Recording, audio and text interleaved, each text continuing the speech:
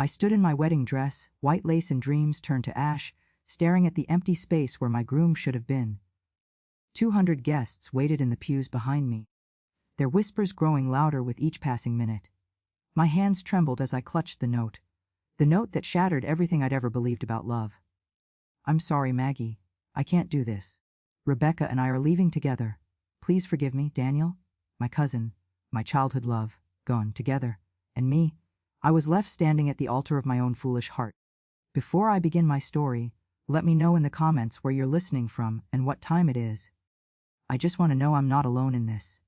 And if you feel moved by what you hear, consider subscribing to Grandma True Stories. It helps more people find comfort in shared experiences. Now let me tell you what really happened. My name is Margaret Sterling, but everyone has always called me Maggie.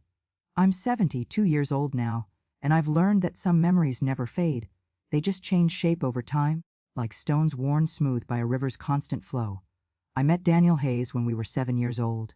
It was my first day at Riverside Elementary School, and I was terrified. My mother had braided my hair too tight that morning, and my new dress felt stiff and uncomfortable. I stood in the schoolyard, clutching my lunchbox, watching the other children play as if they'd known each other their entire lives. That's when Daniel walked up to me. He had messy brown hair that stuck up in the back and a gap between his front teeth that made his smile look crooked and genuine all at once. "You're new," he said. It wasn't a question. "Yes," I whispered, looking down at my shiny new shoes. "Want to see the frog I caught?" He held out his hands, cupped together, and I could see something green moving between his fingers. I should have been disgusted. Instead, I laughed. It was the first real laugh I'd had since we moved to town, and it felt like opening a window in a stuffy room. From that day forward, Daniel and I were inseparable. We sat together at lunch, partnered up for every school project, and spent our summers riding bikes down dirt roads and catching lightning bugs in mason jars. Our parents joked that we'd probably end up married someday, and we'd giggle and make faces at each other, pretending the idea was ridiculous. But as we grew older, it didn't seem ridiculous anymore. I was 16 when Daniel first kissed me. We were sitting on the dock at Miller's Pond, our feet dangling in the cool water, watching the sun set in streaks of orange and pink. He'd been quiet all evening, which was unusual for him. Daniel was always talking, always making jokes, always filling the silence with his easy charm. "Maggie," he said suddenly, turning to look at me, "can I tell you something?" "You can tell me anything," I said, and I meant it. Daniel knew all my secrets, all my dreams, all my fears. He was my best friend. "I think I'm in love with you," he said. "I think I've been in love with you since we were 7 years old and you laughed at my frog." My heart stopped, then started again, beating so hard I thought it might burst right out of my chest. "Daniel, you don't have to say anything back," he interrupted quickly. "I just needed you to know. I couldn't keep it inside anymore, but I did have something to say. I love you too. I think I always have." He kissed me then, soft and sweet and perfect, and I thought, this is it. This is what happiness feels like. We dated all through high school. While other couples fought and broke up, and got back together in dramatic cycles, Daniel and I were steady. We were the couple everyone pointed to as proof that true love existed. We went to prom together, graduated together, and when Daniel got accepted to the state university an hour away, I enrolled there too. We couldn't imagine being apart. "Forever, Maggie," he'd whisper to me on those nights when we'd sit in his old truck, parked under the stars. "You and me, forever." "Forever," I'd whisper back, believing it with every fiber of my being.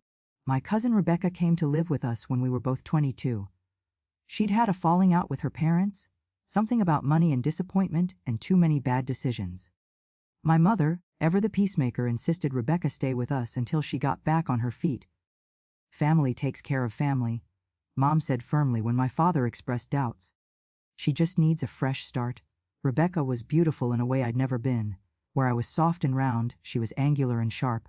Where my hair was plain brown and fine, hers was thick and dark and fell in glossy waves. She had green eyes that seemed to see right through people, and a smile that could be warm one moment and cold the next.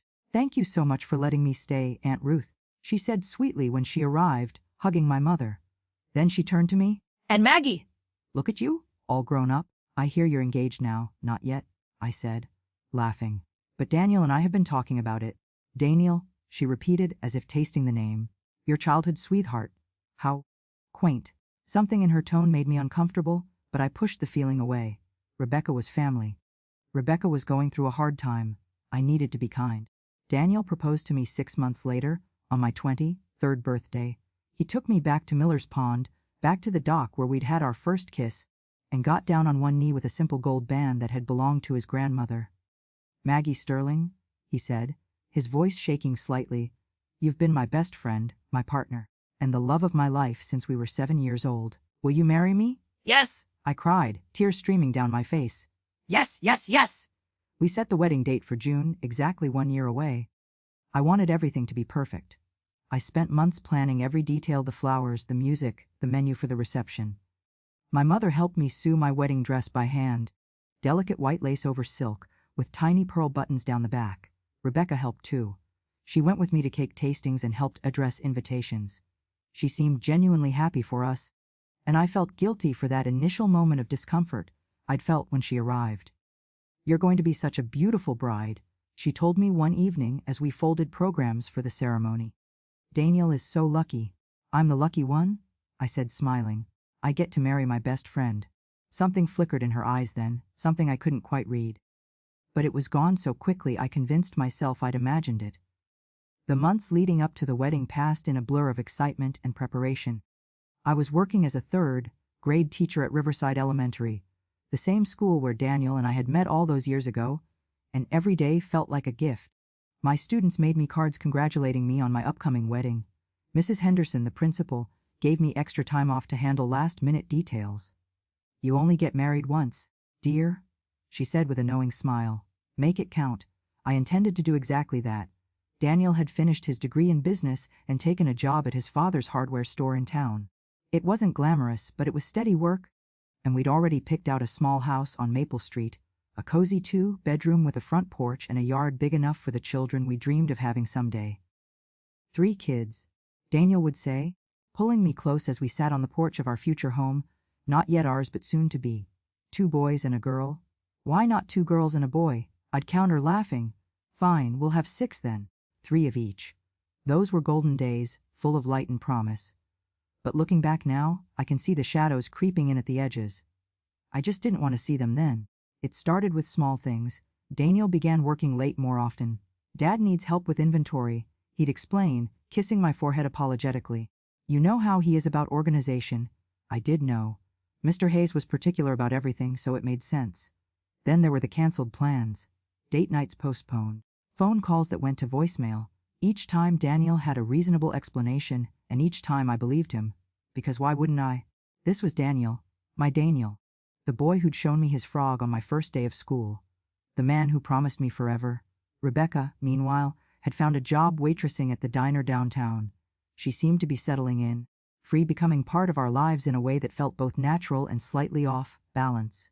She was always there, at family dinners, at wedding planning sessions, at the house when I came home from work. "I'm just trying to be helpful," she'd say with that sharp smile of hers. "You're doing so much for me, letting me stay here. It's the least I can do." One evening, about 2 months before the wedding, I came home early from school.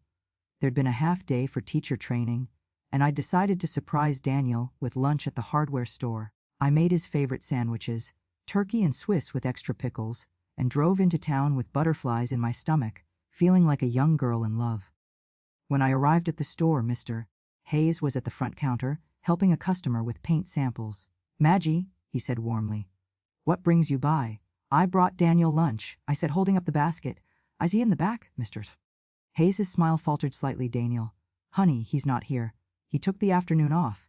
Said he had some personal errands to run." The basket suddenly felt heavy in my hands. "Oh, he must have forgotten to mention it. Probably wanted to surprise you," Mr. Hayes said kindly, but I could see the concern in his eyes. "You know how he is about surprises." I drove home slowly, confusion churning in my stomach. Why would Daniel lie about working, and where was he? When I pulled up to the house, his truck wasn't in the driveway. But Rebecca's beat-up sedan was there, parked in its usual spot. I sat in my car for a moment, staring at the basket of sandwiches beside me, trying to make sense of the unease spreading through my chest. "You're being paranoid," I told myself. "Daniel probably went to look at furniture or something for the new house. He'll tell you about it tonight." But when Daniel came home that evening, he didn't mention where he'd been. He kissed me hello, ate the dinner I'd prepared, and talked about his day at the store as if nothing was unusual. Dad had me reorganizing the whole tool section, he said, reaching for seconds of mashed potatoes. Took all afternoon. I opened my mouth to say I'd stop by, that Mr. Hayes had said he wasn't there, but something stopped me. Fear, maybe. Or the desperate hope that if I didn't acknowledge the lie, it wouldn't be real. Sounds exhausting, I said instead, and hated myself for my cowardice. The incidents became more frequent. Daniel's phone would buzz with texts at odd hours, and he'd glance at the screen with an expression I couldn't quite read before silencing it. Rebecca started going out in the evenings, dressed up in ways she never had before, claiming she was meeting friends from the diner. "Don't wait up," she'd say brightly, her perfume lingering in the hallway long after she left. My mother noticed too, though she tried to hide it. "Is everything all right with you and Daniel?" she asked one Saturday morning as we worked on final alterations to my dress. Her needle paused mid-stitch, and she looked at me with those knowing mother's eyes that see too much. "Of course," I said automatically. "Why do you ask?" "You just seem worried lately, distracted." "It's just wedding stress," I assured her, forcing a smile. "I want everything to be perfect." She studied me for a long moment, then went back to her sewing. "Remember, Maggie, a wedding is just one day. A marriage is the rest of your life. The day doesn't have to be perfect. The partnership does." I wish now that I'd heard what she was really trying to tell me. Free. 3 weeks before the wedding, I woke up in the middle of the night with a terrible feeling in the pit of my stomach. Daniel and I had spent the evening at his parents' house for dinner, and everything had seemed normal, good, even. We'd laughed and made plans and talked about the honeymoon we'd take to the coast. But something had woken me, some instinct I couldn't name. I reached for Daniel's hand, needing the reassurance of his touch, but his side of the bed was empty. We weren't living together yet. We'd both agreed to wait until after the wedding, but sometimes he stayed late at my parents' house, and I'd fallen asleep on the couch with him before heading to my room. I got up and padded downstairs, expecting to find him in the kitchen getting water. The house was dark and quiet. His truck was gone from the driveway. My heart began to pound. I checked my phone, 2:47 a.m. No messages, no missed calls. I waited in the kitchen, wrapped in a blanket, watching the clock tick forward. 300 a.m., 30:15, 30:30. At 3:42 a.m. I heard a car pull up. Not Daniel's truck, Rebecca's sedan. I moved to the window and watched as she got out of the car, smoothing her dress, touching her hair. And then, from the passenger side, Daniel emerged. They stood by the car for a moment, talking in low voices I couldn't hear. And then, God help me, and then he leaned down and kissed her. Not a friendly peck, a real kiss. The kind of kiss that told a story I didn't want to read. I must have made a sound, a gasp or a whimper, because Rebecca's head snapped up toward the house. I ducked away from the window, my hand pressed over my mouth, my whole body shaking. I heard the front door open quietly. Rebecca's footsteps on the stairs. The sound of her bedroom door closing. I waited, but Daniel didn't come inside. I heard his truck start up and drive away. I sat on the kitchen floor until dawn, my wedding dress hanging in my closet upstairs, my world crumbling around me like a sandcastle at high tide. I didn't sleep that night. I sat on my bed as the sun rose, watching the light creep across the walls, feeling like a stranger in my own life. My mind kept replaying what I'd seen. Daniel kissing Rebecca, the two of them together in the early morning darkness, the casual intimacy of it all. Part of me wanted to scream. Part of me wanted to pretend I'd never seen it. But the largest part of me, the part that had loved Daniel Hayes since I was 7 years old, needed to understand. I called in sick to work that morning. My voice sounded hollow on the phone, and Mrs. Henderson asked if I was all right. "Just a bug." I lied. I was getting good at accepting lies. Maybe I was getting good at telling them too. Rebecca came downstairs around 9 o'clock, looking fresh and rested, as if she hadn't been out until nearly 4 in the morning. She poured herself coffee and smiled at me. "Morning, Maggie, you look awful. Are you feeling okay?" I stared at her over my own untouched cup. "Where were you last night?" Her hand paused, the coffee pot hovering over her mug. "What? Last night? You came home very late. I'm just curious where you were." She set the pot down carefully, and I watched emotions flicker across her face. Surprise, calculation, and finally defiance. "I was out with friends from work." "Why? Are you keeping tabs on me now? You weren't alone?" I said quietly. "Daniel was with you." The kitchen fell silent except for the ticking of the clock on the wall. The same clock that had measured out my entire childhood in this house, that had counted down to this terrible moment. Rebecca's face changed. The pretense fell away, and what remained was something cold and sharp. So you saw. How long? My voice cracked. How long has this been going on? She leaned against the counter, crossing her arms. Does it matter? Yes. I stood up so fast my chair scraped against the floor. Yes, it matters. You're my cousin. He's my fiancé. We're getting married in 3 weeks. Are you, though? Rebecca tilted her head, studying me with those green eyes. Because Daniel doesn't seem so sure about that anymore. The words hit me like a physical blow. I gripped the edge of the table to steady myself. What are you talking about? Oh, Maggie. She sighed. And there was something almost pitying in her expression. Sweet knave Maggie. Did you really think he wanted to marry you? You've been together since you were children. You're comfortable. You're safe. You're predictable. Stop it, he told me he felt trapped. She continued, her voice taking on a cruel edge. That being with you was like living in a museum of his own past. Everything the same, day after day. The same town, the same people, the same boring, simple life. I said stop it. I was crying now, hot tears streaming down my face. He loves me, Maggie. And I love him. We didn't mean for it to happen, but it did. And honestly, she shrugged, I think you should be grateful we figured it out before the wedding. Imagine how much worse it would be to discover this a year from now, or 5 years, or 20. I couldn't breathe. The kitchen was spinning, and I thought I might be sick. Get out, I whispered. What? Get out of this house. Now, Rebecca laughed, actually laughed. This isn't your house, Maggie, it's your parents' house. And I don't think Aunt Ruth would appreciate you throwing me out. She was right, and we both knew it. My mother would counsel forgiveness, understanding, family unity. She wouldn't choose sides, even though there were clearly sides to choose. Then I'll leave, I said, moving toward the door. Running to Daniel, Rebecca called after me. Good luck. He won't tell you what you want to hear. But I was already gone, grabbing my keys, getting in my car, driving toward Daniel's apartment on the other side of town. My hands shook on the steering wheel. My vision blurred with tears. I had to pull over twice because I couldn't see the road. When I finally reached his building, I sat in the parking lot for 10 minutes, trying to compose myself. What was I going to say?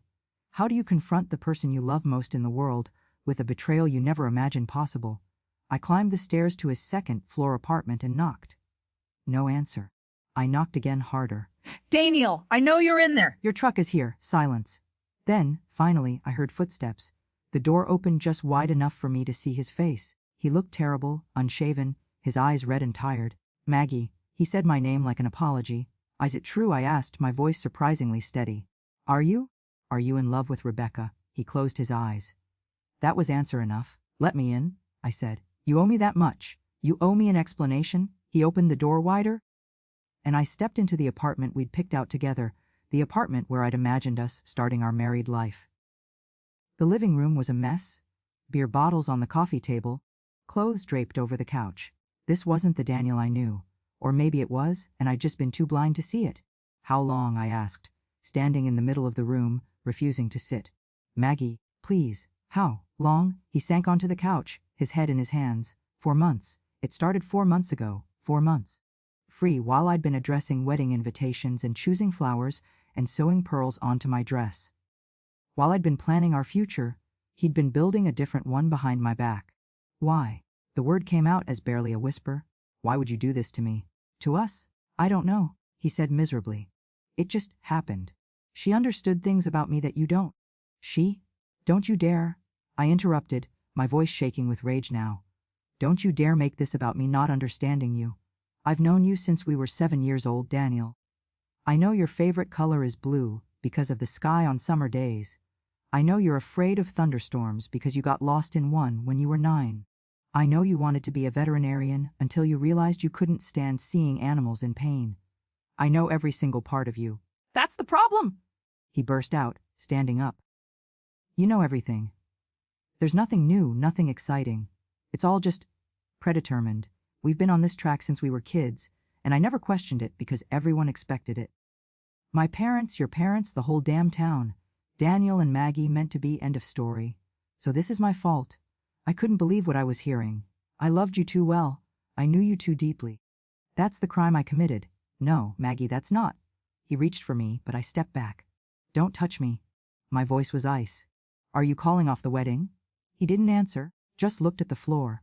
Daniel, are you calling off the wedding? I don't know, he said quietly.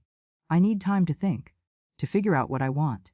Something inside me hardened in that moment. You need time. The wedding is in 3 weeks. We have 200 guests invited. I have a dress. We have a house picked out. We have a life planned. And you need time. I'm sorry. Sorry. I laughed, and it sounded bitter even to my own ears. You're sorry? Well, that fixes everything, doesn't it? I turned to leave, but his voice stopped me at the door. Maggie, wait. I do love you. I always have. This thing with Rebecca, it's complicated. I looked back at him, this man I'd loved my entire life, and saw clearly for the first time that he was weak. He wanted everything, the safety of what we had and the excitement of something new. He wanted to keep me waiting while he decided which version of his life he preferred. No, Daniel, I said quietly. It's actually very simple. You either love me enough to be faithful, or you don't. And you've already answered that question. I walked out and closed the door behind me. I made it to my car before I collapsed, sobbing so hard I thought I might break apart completely. The next 2.5 weeks were a special kind of hell. I told my mother everything, and she held me while I cried for 3 hours straight. My father wanted to drive to Daniel's apartment and knock some sense into that boy, but my mother stopped him. This is Maggie's situation to handle, she said firmly, though I could see the rage in her own eyes. As for Rebecca, my mother asked her to leave. It was the only time in my life I'd seen my mother be truly harsh with anyone. You are my niece, and I will always love you, she told Rebecca in a voice like stone. But what you've done is unforgivable. I need you out of this house by tomorrow. Rebecca left without a fight, taking her things and disappearing into wherever Daniel was hiding. Good riddance. The question everyone kept asking me was, are you canceling the wedding? And the truth was, I didn't know. Daniel called me 4 times over those 2 weeks. I didn't answer. He left voicemails saying he needed to talk to me, that he'd made a terrible mistake, that he wanted to make things right. But he never said he'd ended things with Rebecca. He never said he chose me. 1 week before the wedding, his mother came to see me. Mrs. Hayes had always been kind to me, treating me like the daughter she never had. She sat in our living room with tears in her eyes and held my hands. I don't know what's gotten into him, she said. His father and I are so disappointed. We raised him better than this. Is he still with her? I asked. I needed to know. Mrs. Hayes nodded miserably. He's staying at her apartment. Maggie, I'm so sorry. If you want to cancel everything, we'll understand. We'll help with whatever costs. No, I heard myself say. I'm not canceling? My mother looked at me in surprise. Maggie, honey, are you sure? Was I sure? No. But I was angry. I was humiliated. And some stubborn part of me refused to be the one who gave up, who walked away, who let them win. He proposed to me, I said. He asked me to marry him. He made promises in front of God and everyone we know. If he wants to break those promises, he's going to have to do it himself. I'm not going to make it easy for him. So the wedding stayed on the calendar. I didn't know if Daniel would show up. I didn't know if I even wanted him to anymore. But I wasn't going to hide. I wasn't going to run. The night before the wedding, I barely slept. I lay in my bed, staring at the ceiling, wondering what tomorrow would bring. My wedding dress hung on the back of my door, white and pristine and mocking. My mother came into my room around midnight. Can't sleep either, she asked, sitting on the edge of my bed, like she used to when I was a little girl with nightmares. I keep thinking this is all a bad dream, I whispered. That I'll wake up and everything will be normal again. Oh, sweetheart, she stroked my hair. I wish I could fix this for you. But some things we have to walk through on our own. What if he doesn't come tomorrow? The fear I'd been holding back came tumbling out. What if I'm standing there at the altar, and he just doesn't show up? Then you'll hold your head high, she said firmly. You'll know you kept your promises, even if he didn't keep his.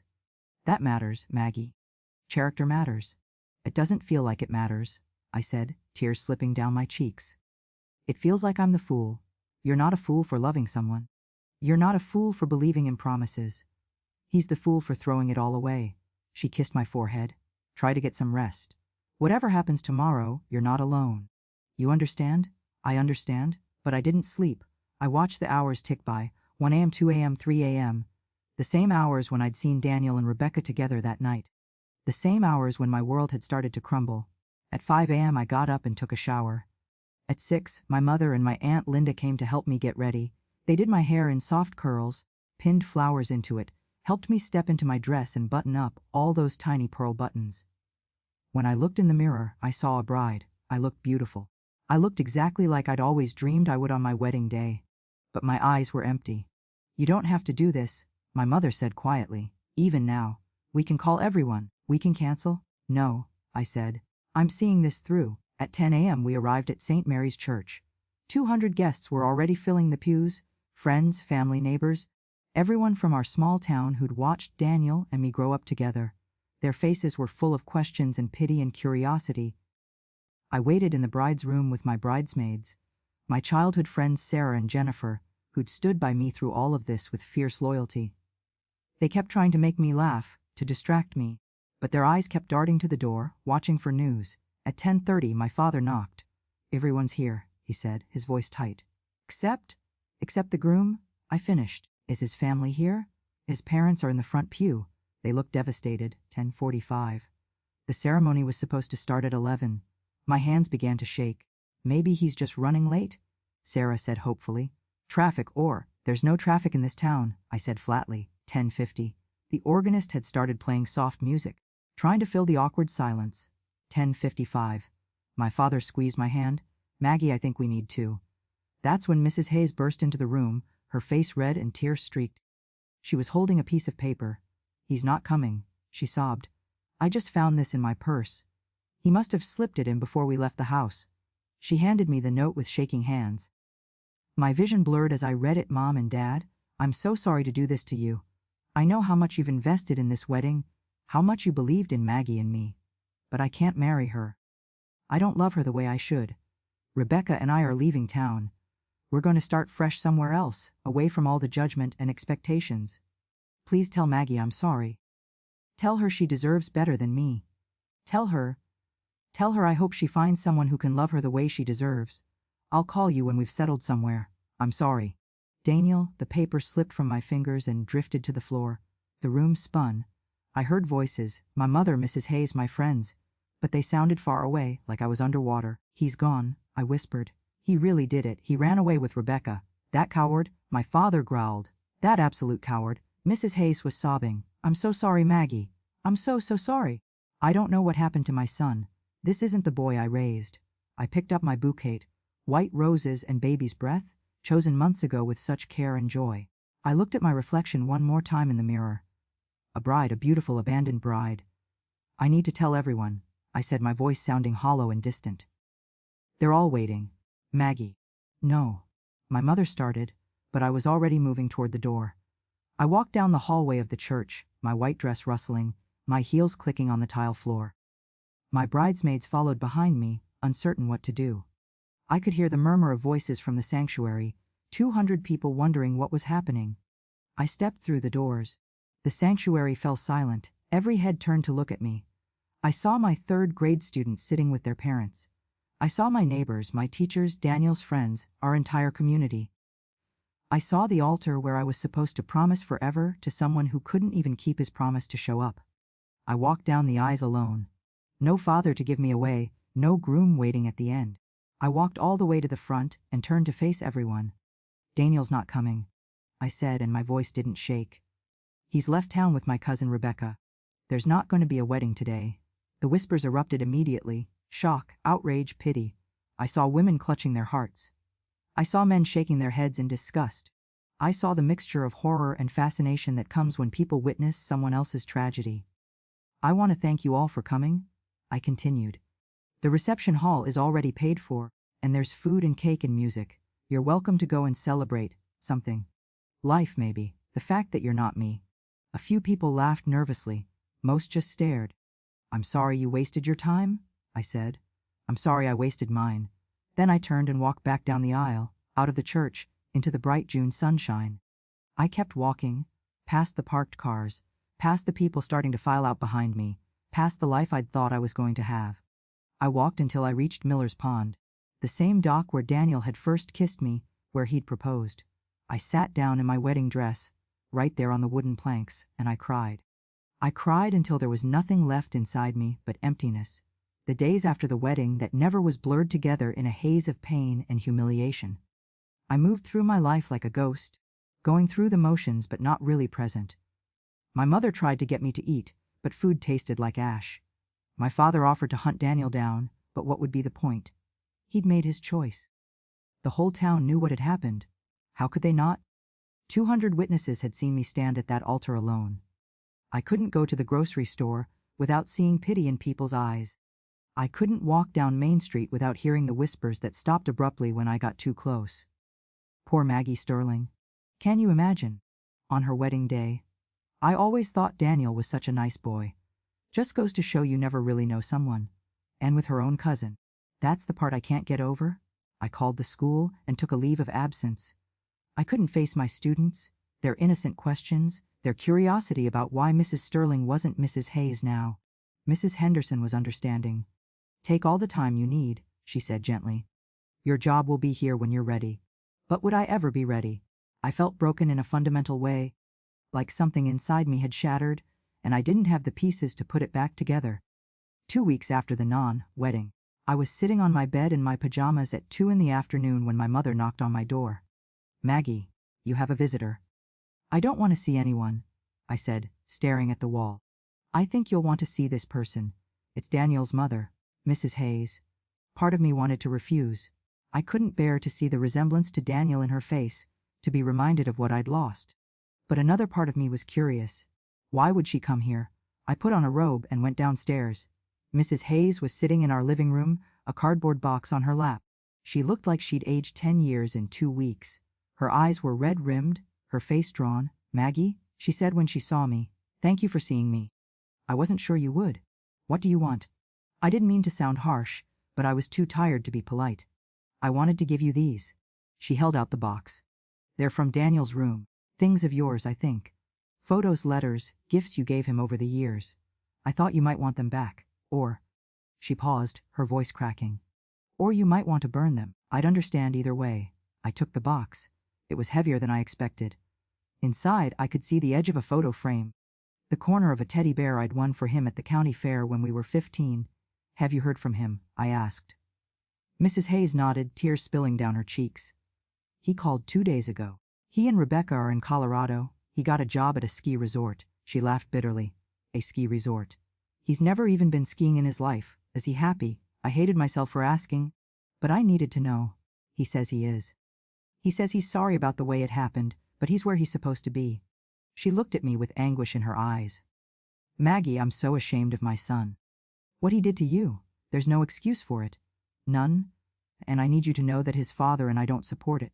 We told him he's made the biggest mistake of his life. It doesn't matter, I said quietly. What's done is done. It does matter. She reached out and took my hand. It matters because you're a good person, and you deserved better. My son is a fool and a coward.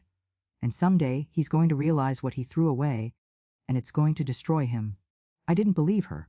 In that moment, I couldn't imagine Daniel regretting anything. He'd gotten what he wanted, freedom, adventure, Rebecca. After Mrs. Hayes left, I took the box up to my room and went through it piece by piece. There were dozens of photos, Daniel and me at prom, at graduation, at every milestone of our lives. There were birthday cards I'd made him, movie ticket stubs from our dates, a dried corsage from homecoming. The accumulated evidence of a love I'd thought was forever. At the bottom of the box was a letter, written in Daniel's handwriting. My hands shook as I unfolded it. Maggie, I know you probably hate me right now, and you have every right to. What I did was unforgivable. But I need you to understand that this wasn't about you being inadequate or not enough. You're amazing. You're kind and smart and beautiful. You would have been a perfect wife. But that's the problem. You're perfect for who I was supposed to be. The version of me that everyone expected. The Daniel who was going to take over his dad's hardware store and live in this town forever and have 3 kids and coach Little League and go to church every Sunday. With Rebecca, I can be someone different. Someone I didn't know I could be. She makes me feel alive in a way I've never felt before. I know that's not what you want to hear, but it's the truth. I hope someday you can forgive me. Not for my sake, but for yours. Don't let what I did turn you bitter. You deserve to find real love with someone who can appreciate you for who you are. I'm sorry I wasn't that person. Daniel, I read the letter 3 times, trying to find some hidden meaning, some explanation that would make it all make sense. But there was nothing, just excuses and justifications and the hollow promise that someday I'd understand. I took the letter, along with every photo, every card, every piece of evidence that Daniel Hayes had ever existed in my life, and I carried them all out to the backyard.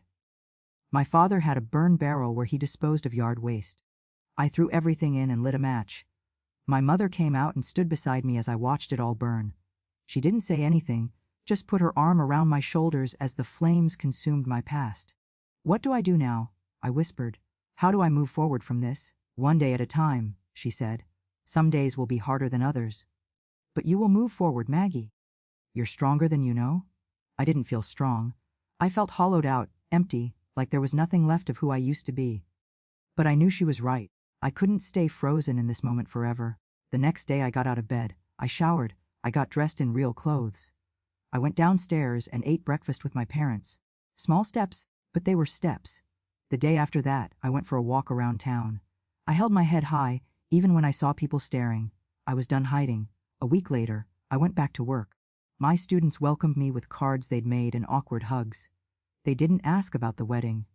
Mrs. Henderson had probably warned them not to, but their presence, their innocent energy and endless questions about everything except my personal life, was exactly what I needed. Slowly, painfully, I began to rebuild. I threw myself into teaching. I took up painting, something I'd always wanted to try but never had time for. I spent more time with my friends Sarah and Jennifer, who took me out dancing and made me laugh even when I didn't think I could. 3 months after the wedding, I ran into one of Daniel's old friends at the post office. "Maggie," he said uncomfortably. "How are you?" "I'm okay," I said, and realized it was almost true. "That's good. That's really good." He hesitated, then added, "I heard from Daniel last week. He asked about you." My heart clenched, but I kept my voice steady. "What did you tell him?" "I told him you were doing fine. Better than fine, actually. That you seemed happy." He looked at me earnestly. "It's true, isn't it? You do seem better." "I am better," I said, "because I'm not waiting anymore. I'm not putting my life on hold for someone else's decisions." He smiled. "Good for you, Maggie."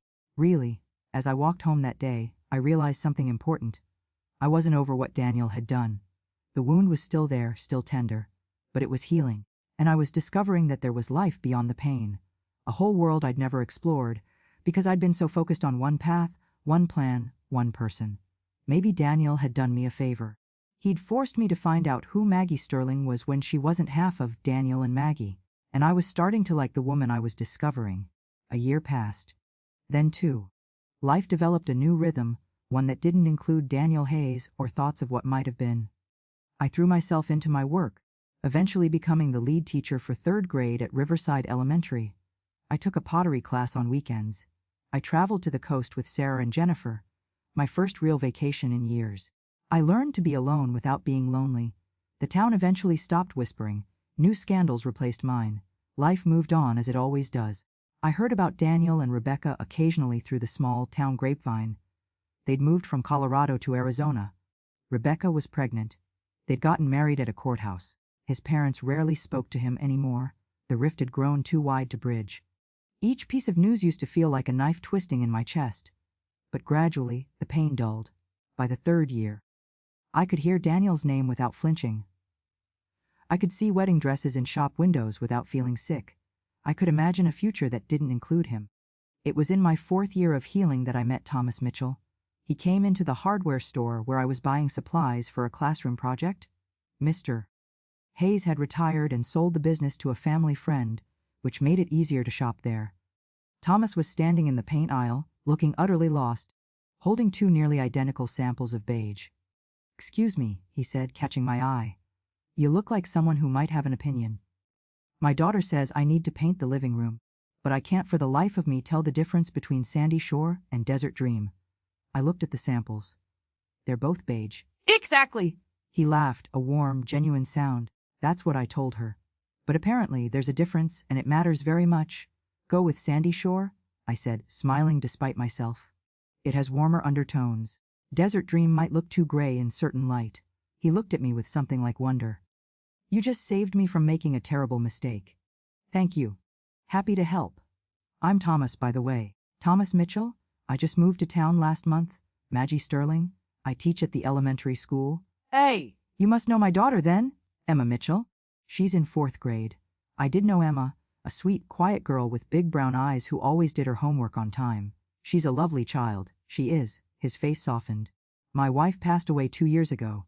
Cancer. We moved here for a fresh start. Slower pace, better environment for Emma, all of that. I'm sorry about your wife, I said and meant it. I recognized the shadow in his eyes, the look of someone who'd loved and lost. Thank you. He shifted the paint samples in his hands. Well, I should let you get back to your shopping. But thank you again for the color advice. You saved me from my daughter's wrath. I watched him walk away, thinking about how easy it had been to talk to him, how his smile had reached his eyes, how he'd mentioned his late wife without flinching, the way I could now mention my past without falling apart. I didn't expect to see him again so soon, but 2 days later, he was waiting outside my classroom after school. Mr. Mitchell, I said, surprised. Is everything okay with Emma?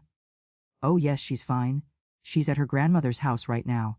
He looked nervous, shifting his weight from foot to foot. I actually came to ask you something, and please feel free to say no. But would you like to have coffee sometime? As a thank you for the paint advice, and because, he trailed off, looking embarrassed. Because? I prompted. Free. Because you're the first person in this town who talked to me like a normal human being instead of that poor widower with the little girl. He smiled ruefully.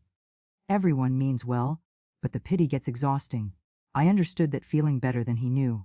I'd like that, I said. Coffee sounds nice. We went to the cafe on Main Street that Saturday. We talked for 3 hours, about teaching, about loss, about starting over. He told me about his wife, Sarah, and how she'd fought her illness with grace and courage.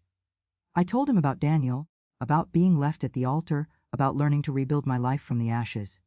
4 years ago, he said, his eyebrows rising. And you're still in the same town. It's my home, I said simply. I wasn't going to let someone else's choices drive me away from the place I love. That's brave, he said quietly.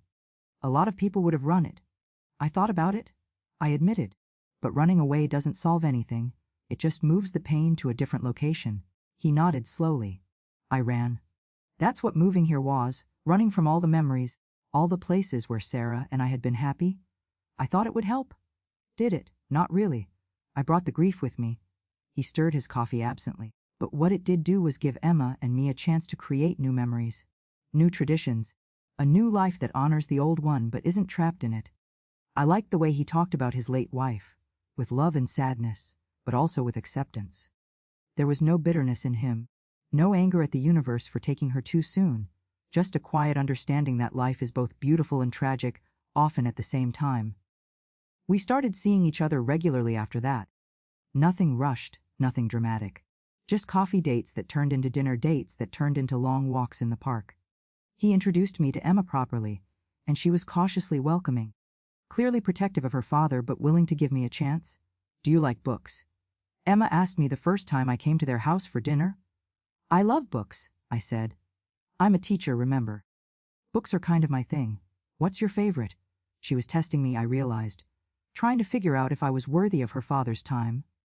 That's a tough question, I said seriously. But I think it might be Charlotte's Web. Have you read it? Her face lit up. That's my favorite too! The part where Charlotte dies always makes me cry. Me too, I admitted. Every single time. She smiled at me then. A real smile, not the polite one she'd been wearing, and I knew I'd passed some invisible test.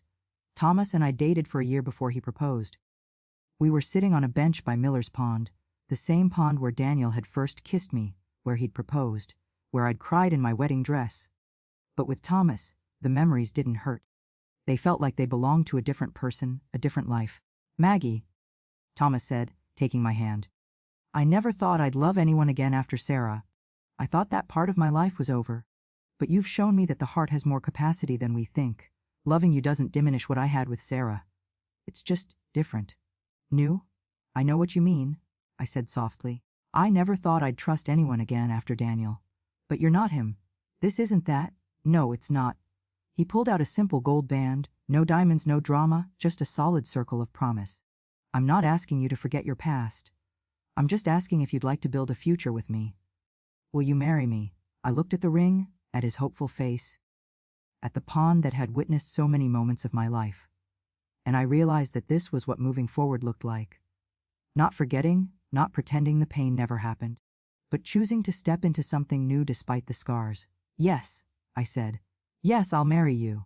We got married 6 months later in a small ceremony at the courthouse with just our parents, Emma, and a few close friends. No white dress, no church full of witnesses, no elaborate reception. Just two people who'd both loved and lost, choosing to try again. Standing there, repeating my vows, I felt something I hadn't felt in years: hope. Real, genuine hope for the future. After the ceremony, Emma hugged me tight. "I'm glad Dad married you," she whispered. "You make him smile again." "He makes me smile too," I whispered back. We settled into married life easily. Thomas was a contractor, and he renovated the old house on Maple Street. The same house Daniel and I had picked out years ago, but never bought. It felt right somehow, taking that dream and making it real with someone else, someone better. I continued teaching. Thomas built a workshop in the garage. Emma grew from a quiet fourth grader into a confident teenager. We created traditions: Sunday pancake breakfasts, Friday movie nights, summer camping trips. We built a life that was ours, not a shadow of anyone else's plans. 5 years into our marriage, on an ordinary Tuesday evening, the doorbell rang. Thomas was in the shower, and Emma was at a friend's house, so I answered it. Daniel Hayes stood on my front porch. For a moment, I couldn't speak. I just stood there, staring at the ghost of my past standing on the porch of my present. Daniel had aged.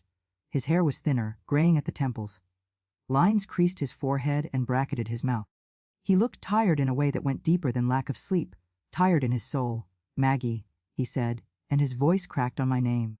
"I know I'm probably the last person you want to see. You're right about that." I kept my hand on the door, ready to close it. "What are you doing here, Daniel? I heard you got married."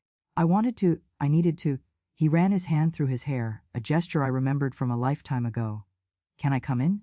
Please, just for a few minutes." Every instinct told me to say no, to close the door on him the way he'd closed the door on us.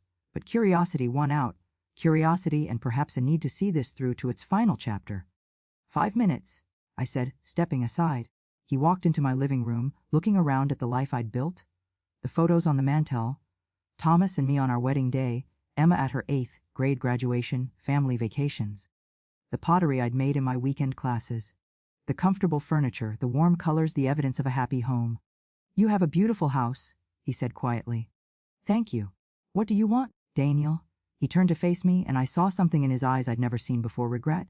Deep, painful regret. "Rebecca left me," he said, 3 years ago. She took our daughter and moved back east with some guy she met at her yoga studio. I haven't seen either of them in 2 years. I should have felt vindicated. I should have felt that surge of satisfaction that comes when karma catches up to people who've wronged you. Instead, I just felt sad. "I'm sorry," I said, and meant it. "Are you?" He laughed bitterly. "After what I did to you, yes, I wouldn't wish that kind of pain on anyone. Not even you?" He sank onto my couch, looking smaller somehow than I remembered. "I ruined everything, didn't I? I had the perfect life planned out with you, and I threw it away for what? Excitement? Adventure?" He shook his head. "Do you know what the ironic part is? After a year with Rebecca, it wasn't exciting anymore. It was just hard, constant drama, constant fighting. She was always convinced I was comparing her to you. And the truth is, I was? Let me finish. Please." He looked up at me with haunted eyes. "I spent the last 9 years realizing I made the biggest mistake of my life. You were my best friend, Maggie. You knew me better than anyone. And I traded that for some fantasy of who I thought I wanted to be." "Why are you telling me this?" I asked. "What do you want from me?" "I want," he stood up, taking a step toward me. "I want to know if there's any chance, any possibility, that we could try again, start over. I'm a different person now. I've grown up. I understand what I lost." Behind me, I heard the bathroom door open. Thomas's footsteps on the stairs. "Who's here?" Thomas called. I heard voices. He appeared in the doorway, saw Daniel, and immediately understood. His jaw tightened, but his voice stayed calm. "You must be Daniel. You're Thomas." Daniel looked between us, and I saw the final pieces of hope drain from his face. "The husband?" "That's right." Thomas came to stand beside me, not touching me but close enough that I could feel his presence, solid, steady, real. "Is there a problem?" "No," I said firmly. "Daniel was just leaving. Maggie, please." Daniel's voice was desperate now. "Just think about it. We had something special. We could have that again." "No," I said, and my voice was stronger than I'd ever heard it. "We can't." What we had ended 9 years ago when you left me standing at the altar. When you chose someone else. When you ran away instead of keeping your promises. I was young and stupid. Yes, you were. And I spent years recovering from what you did to me. Years learning to trust again, to love again. To believe that I was worthy of being chosen. I felt Thomas's hand find mine and I squeezed it gratefully. And then I met someone who chose me. Not as a backup plan, not after trying everything else, but as his first choice. Every single day, Thomas's thumb stroked across my knuckles and I drew strength from that simple touch. I'm sorry, Daniel. I continued, and I was. I'm sorry your life didn't turn out the way you hoped. I'm sorry you're hurting, but I can't fix that for you. I can't go back and be the girl I was. She doesn't exist anymore. You made sure of that, so that's it? His voice was hollow. 9 years of history, and it just ends. It ended 9 years ago, I said gently. This is just you finally accepting it. He stood there for a long moment, looking at me like he was seeing me for the first time. Or maybe for the last time. Then he nodded slowly. You're right, he said quietly. You're absolutely right. He walked toward the door, then paused. For what it's worth, Maggie, I'm glad you're happy. I'm glad you found someone who appreciates what an incredible person you are. I just wish. He trailed off, shaking his head. But wishing doesn't change anything, does it? No, I said. It doesn't. After he left, I stood in the doorway for a long moment, watching his truck drive away. Thomas came up behind me and wrapped his arms around my waist. You okay? He asked. You know what? I really am. I turned in his arms to look at him. Seeing him again, I thought it would hurt. I thought there would be some part of me that still wondered what if. But there wasn't. All I felt was grateful. Grateful. That he left. That he showed me who he really was before I wasted any more of my life on him. Because if he hadn't, I touched Thomas's face. I never would have found you. He kissed me then, soft and sweet, and I marveled at how different this felt from those kisses with Daniel all those years ago. This wasn't the desperate passion of youth. This was something deeper, partnership, respect, real love that had been tested and proven true. That night, after Emma came home and we'd had dinner together as a family, I sat on the porch watching the sunset. Thomas came out and sat beside me, handing me a cup of tea. Penny for your thoughts? He asked. I was just thinking about my mother, I said. Something she told me the night before my wedding to Daniel. She said some things we have to walk through on our own. That character matters. Wise woman, your mother. She was. My mother had passed away 2 years ago, peaceful in her sleep, surrounded by family. I wish she could see how everything turned out. How I'm okay, more than okay. I think she knows, Thomas said, taking my hand. We sat in comfortable silence, watching the sky turn from orange to pink to purple. Emma's music drifted from her bedroom window. A neighbor's dog barked in the distance. Ordinary sounds of an ordinary evening in an ordinary life. And it was perfect. Because that's what I'd learned in the 9 years since Daniel left me at the altar. Happiness isn't found in grand gestures or dramatic love stories. It's found in the quiet moments. In Sunday morning pancakes and Friday movie nights. In a husband who shows up every single day without fanfare or drama. In a stepdaughter who calls you mom without hesitation. In a life built brick by brick from the rubble of broken dreams. Daniel had promised me forever, but he'd given me something better. He'd given me the gift of his absence. He'd forced me to become someone stronger, someone more resilient, someone who knew her own worth. And Thomas hadn't promised me forever. He'd just shown up, day after day, proving through his actions what his words meant. That's the difference between a promise and a commitment. A promise is words. A commitment is everything that follows. I'm 72 years old now, sitting in the same house on Maple Street where I've lived for the past 30 years. Thomas is in the kitchen making dinner. He still won't let me help, insists he likes cooking. Emma and her husband are coming over with our grandchildren. It's Sunday, which means pancake breakfast tomorrow with the whole family. I haven't seen or heard from Daniel in decades. I heard through the grapevine that he moved to Florida, that he remarried and divorced again, that he finally found some measure of peace. I hope that's true. I don't wish him ill. How could I? When his betrayal led me to this life. Sometimes young people ask me about my story, about being left at the altar, about finding love again later.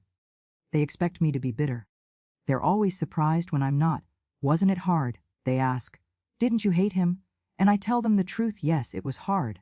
The hardest thing I've ever been through. And yes, I hated him for a while. But hatred is heavy, and I got tired of carrying it. So I put it down. I forgave him, not because he deserved it, but because I deserved to be free. But he ruined your life, they protest. No, I say. He ruined one day, my wedding day, but I had all the other days, and I got to choose what to do with them. I chose to keep living. I chose to keep believing in love. I chose to stay open to possibility. And because of those choices, I found something real. The doorbell rings. Emma's voice calls out, "Grandma!" We're here. I hear the thunder of little feet. Our grandsons racing to hug Grandpa Thomas. I hear laughter and conversation and all the beautiful noise of family. This is what forever looks like. Not a promise made by a 23-year-old boy who didn't know what he was promising, but a life lived day by day, choice by choice, moment by moment. A life built on the foundation of showing up, of choosing love even when it's hard, of honoring commitments even when feelings fade. My childhood love promised me forever and couldn't keep that promise for a single day. But I promised myself I wouldn't let his betrayal define me. And that promise, that one I kept, and in the end, that's the promise that mattered most.